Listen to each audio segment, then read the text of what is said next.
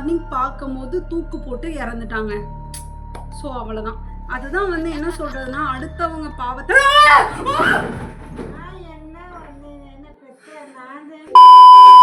Hi வணக்கம்.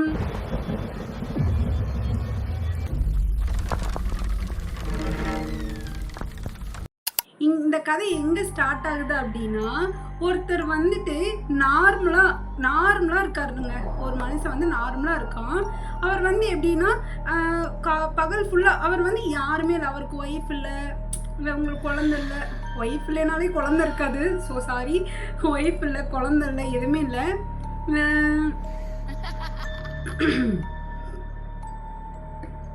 அவர் வந்து தனியாக தான் வாழ்ந்துக்கிட்டு இருக்காரு. ஸோ தனியாக வாழ்ந்துட்டு இருக்கும் போது அவர் வந்து எப்பயுமே காலையில் வேலைக்கு போயிட்டாருன்னா நைட்டு 12 மணிக்கு தான் வீட்டுக்கே வருவார்.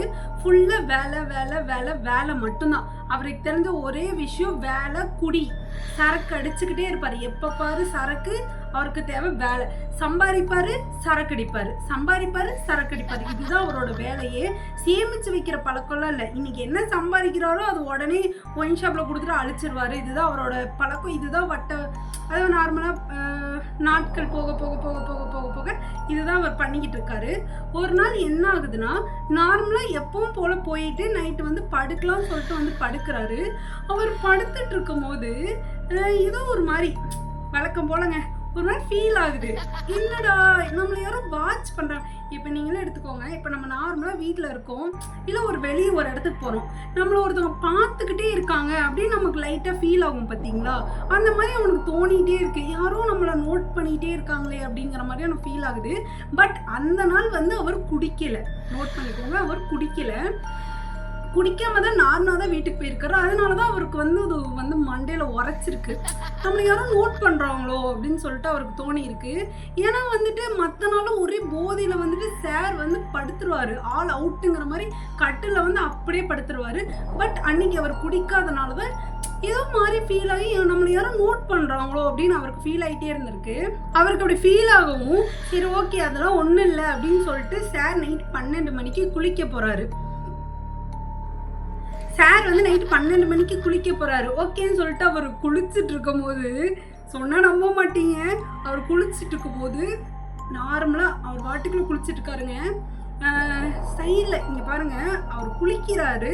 நீங்களே யோசிங்க, நீங்கள் குளிக்கிறீங்க, ஜன்னல் வழியாக உங்களை யாரோ பார்க்குற மாதிரியே இருக்குது. உங்களுக்கு எப்படி இருக்கும்?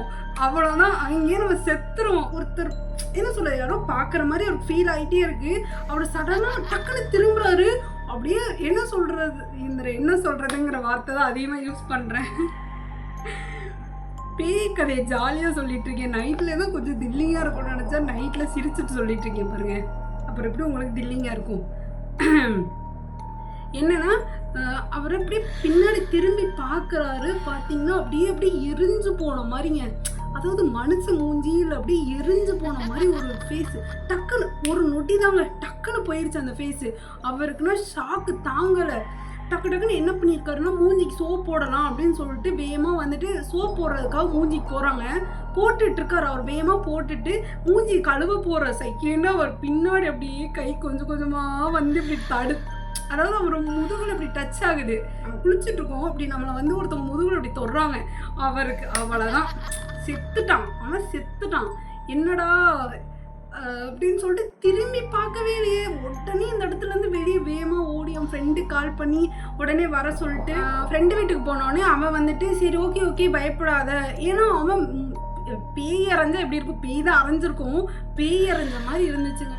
பயந்துட்டு உடனே ஃப்ரெண்டு வீட்டுக்கு போயிட்டான். ஃப்ரெண்டு வீட்டுக்கு போனோன்னே டே லூஸாடா நீனா, அப்படியெல்லாம் ஒன்றும் இல்லைடா, நீ ஏன்டா இப்படி அது இதுன்னு போட்டு யோசிச்சுட்டு இருக்க, அதெல்லாம் ஒன்றும் இல்லை, நீ ஏன் இப்போ லூஸ் மாதிரி பயந்துட்டு இருக்க, எருவு மாடு மாதிரி வளர்ந்துருக்க, ஏன்டா பயப்படுற அப்படின்னு சொல்லிட்டு அவன் ஃப்ரெண்டு வந்து திட்டி அமுச்சு விட்டான். அதாவது அன்னைக்கு ஒரு நாள் மட்டும் தூங்க வச்சுட்டு அடுத்த நாள் நார்மலாக வீட்டுக்கு போடா அப்படின்னு சொல்லிட்டு சரி ஓகேன்னு சொல்லிட்டு அவனும் போயிட்டு அங்கேருந்தா கிளம்பி ரெடியாகி வேலைக்கு போயிட்டான். நைட்டுக்கு வேறு வழி இல்லை, எத்தனை நாள் ஃப்ரெண்டு ஏற்றுப்பான்? ஏன்னா ஃப்ரெண்டுக்கும் மேரேஜ் ஆயிடுச்சு, அவன் எத்தனை நாள் வச்சுப்பான் நீங்களே சொல்லுங்க.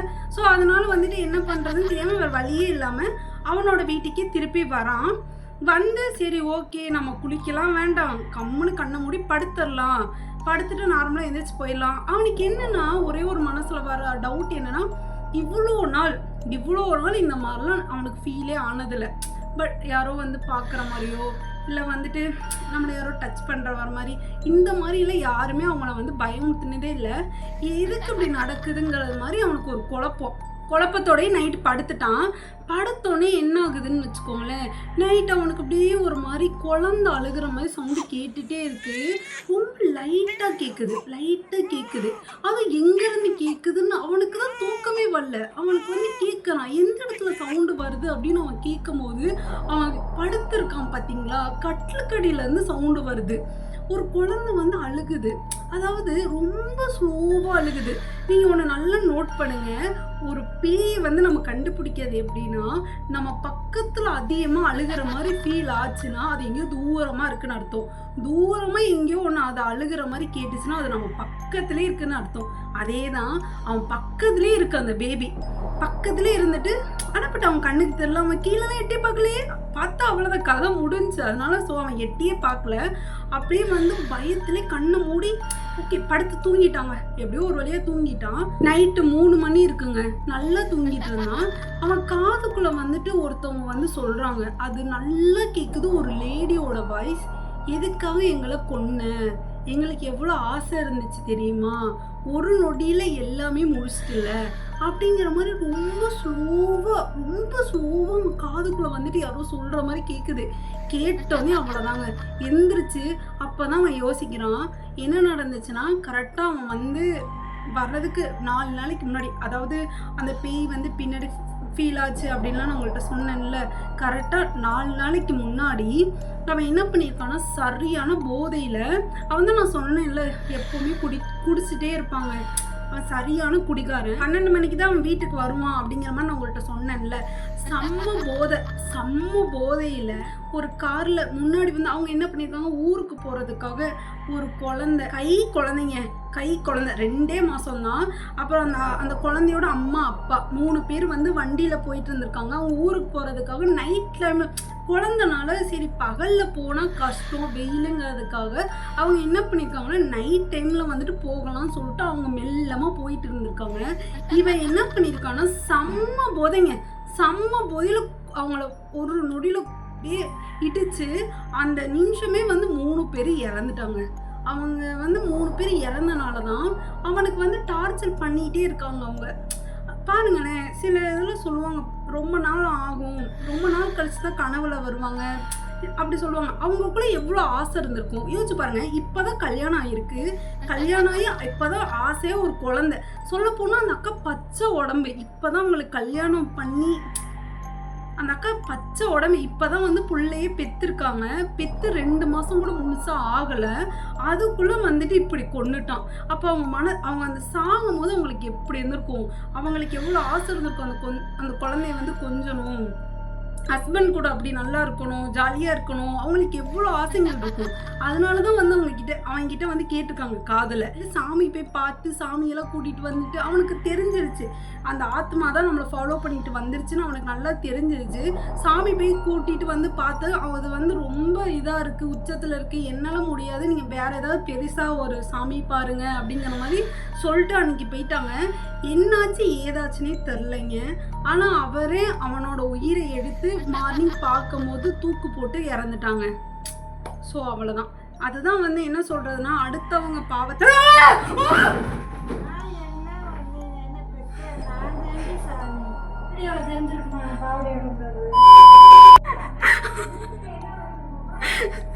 நீங்களே சொல்லுங்க, நான் எவ்வளோ தில்லிங்க கதை சொல்லிட்டு இருக்கேன். திடீர்னு ஒரு ஓட்பிட்டு எங்கிறதுங்க. நீங்களே சொல்லுங்க, கதை சொல்லிட்டு இருக்கேன், திடீர்னு ஒரு உருவம் உங்க மூஞ்சி முன்னாடி வந்து பார்த்தா எப்படி இருக்கும்?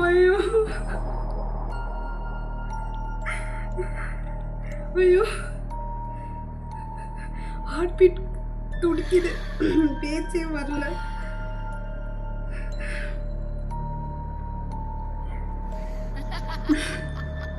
ஐயோ, நான் உங்ககிட்ட சின்சியராக கதை சொல்லிட்டு கேமரா பார்த்து பேசிகிட்டு இருந்தேன்னா, சடனாக நான் வந்து இருட்டாக இருக்குது, என் ஃபேஸ் தெரியல அப்படின்னு சொல்லிட்டு முன்னாடி லைட் வச்சுருக்கேன். அதனால் எனக்கு வந்து கண்ணு தெரியல. நீங்களும் சொல்லுங்கள், லைட்டை பற்றி எவ்வளோ நேரம், நான் 10 நிமிஷத்துக்கு மேலே 15 நிமிஷம் நான் வந்து பார்த்து பேசிகிட்டு இருக்கேன். டக்குன்னு ஒரு உருவம், சரிங்களா, டக்குன்னு ஒரு உருவம், பேய்க்கதை கூட இவ்வளோ இல்லைங்கன்னு சொல்லியிருக்க மாட்டேன். இப்படி வருது, வந்து அதோட மூச்சு மட்டும் தெரியுது. எனக்கு எப்படி இருக்கும், எனக்கு அது அம்மா தான் அப்படின்னு உணர்றதுக்கே ஒரு நிமிஷம் எடுத்துக்கிச்சு. ஒரு நிமிஷம் நான் வந்து பார்த்துட்டேன், இருந்தாலும் ஏதோ ஒன்று போனேன். யாருக்குமே இப்படி நடக்காது, எனக்கு தான் இப்படிலாம் நடக்குது. ஸோ கதை எங்கே விட்டேன்? ஐயோ, இதுதாங்க எப்படி சொல்கிறது, இப்படி ஒருத்தவங்கள வந்து நம்ம சாபத்தை வாங்கிக்கிட்டு அவங்க சும்மா விடுவாங்களா, அவங்க நம்ம துரத்திக்கிட்டே இருப்பாங்களா, அந்த மாதிரி துரத்தியே அவங்க வந்து அவன் உயிரை அவனையும் எடுக்கிற மாதிரி பண்ணிட்டாங்க. ஸோ அவ்வளோதான் இந்த கதை. உங்களுக்கு பிடிக்கும் நான் நினைக்கிறேன். பிடிச்சிருந்துச்சுன்னா லைக் பண்ணிக்கங்க. நெக்ஸ்ட் ஒரு வீடியோவில் பார்க்கலாம். பாய். மாதிரி ஆளுக வருது, ஒரு மாதிரி சிரிப்பு வருது, படப்படன்னு ஆகுது, ஒரு மாதிரி பயம் ஆகுது. ஒரே நேரத்தில் நீங்கள் இத்தனையும் ஃபீல் பண்ணியிருப்பீங்களான்னு எனக்கு தெரியல. பட் லைஃப்பில் ஃபஸ்ட் டைம் நான் இப்போ தான் ஃபீல் பண்ணுறேன். ஐயோ, நைட்டில் கதை எடுக்கிறது கொஞ்சம் டேஞ்சர் தான் போல். இன்னும் சொல்கிற லைட்டாக ஏதாவது சவுண்டு கேட்டால் கூட எனக்கு ஹார்ட் எகிருது. சரி, ஓகே, நெக்ஸ்ட் வீடியோவில் பார்க்கலாம். போயிட்டு வருகிறேன்.